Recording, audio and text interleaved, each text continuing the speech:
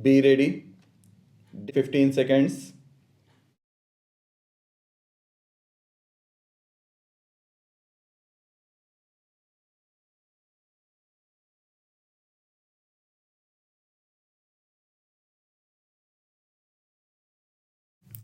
Honorable Speaker, Sir, for promoting women led development, the budget carries an allocation of more than rupees 3 lakh crore for schemes benefiting women and girls.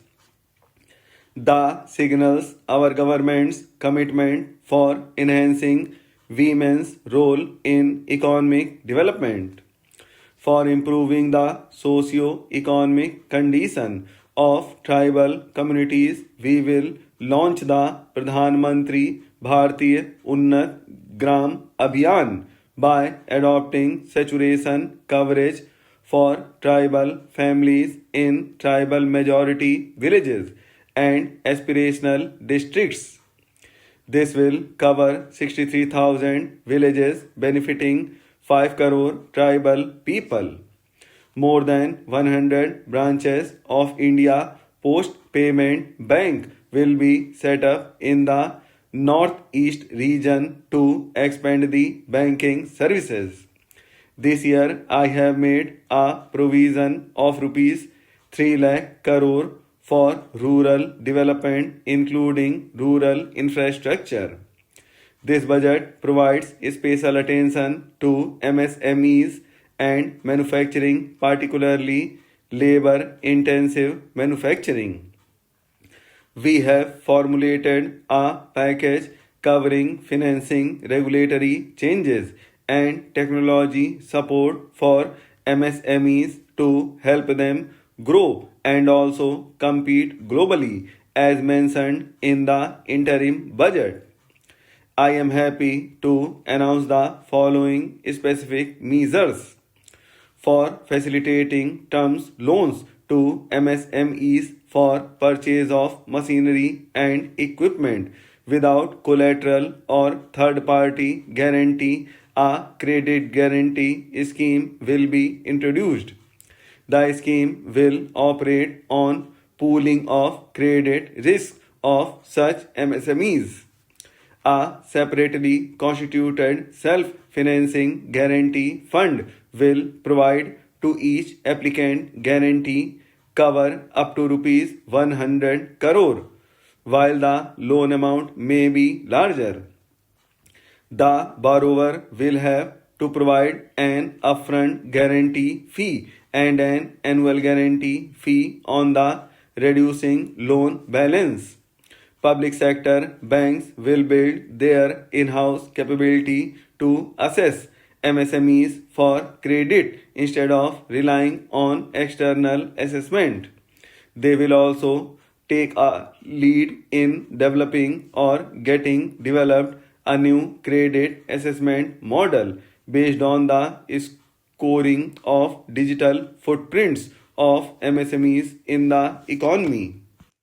This is expected to be a significant improvement over the traditional assessment of credit eligibility based only on asset or turnover criteria. That will also cover MSMEs without a formal accounting system. I am happy to announce a new mechanism for facilitating continuation of bank credit to MSMEs during their stress period. While being in the special mention account stage for reasons beyond their control, MSMEs need credit to continue for facilitating MSMEs to unlock their working capital by converting their trade receivables into cash. I propose to reduce the turnover threshold of buyers for mandatory onboarding on the new platform from rupees 500 crore to rupees 250 crore. This measure will bring 22 more CPSEs and 7,000 more companies onto the platform. Medium enterprises will also be included in the scope of the suppliers. SIDBI will open new branches to expand its reach to serve all major MSMEs clusters within 3 years and provide direct credit to them. With the opening of 24 such branches this year, the service coverage will expand to 160 out of 240 major clusters. Financial support for setting up of 50 multi-product food units in the MSMEs sector will be provided. Setting up of 100 food quality and safety testing labs with NABL accreditation will be facilitated to enable MSMEs and traditional artisans to sell their products in international markets. E-commerce exports hubs will be set up in public-private partnership mode. These hubs under a seamless regulatory and logistic framework will facilitate trade and export related services under one roof.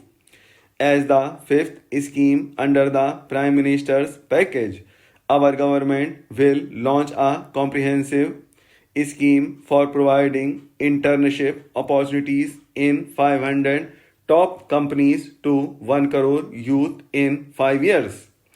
They will gain exposure for 12 months to real life business environment, varied professions and employment opportunities. An internship allowance of rupees 5,000 per month along with a one-time assistance of rupees 6,000 will be provided. Companies will be expected to bear the training cost and 10% of the internship cost from their CSR funds. Our government will facilitate development of investment ready plug and play industrial parks with complete infrastructure in or near 100 cities in partnership with the states and private sector by better using town planning schemes. 12 industrial parks under the National Industrial Corridor Development Program also will be sanctioned. Rental housing with dormitory type accommodation for industrial workers will be facilitated in PPP mode with VGF support and commitment from anchor industries. Ownership, leasing and flagging reforms will be implemented to improve the share of the Indian shipping industry and generate more employment. We will set up a critical mineral mission for domestic production, recycling of critical minerals and overseas acquisition of critical mineral assets. Its mandate will include technology development, skilled workforce, extended producer responsibility framework, and a suitable financing mechanism.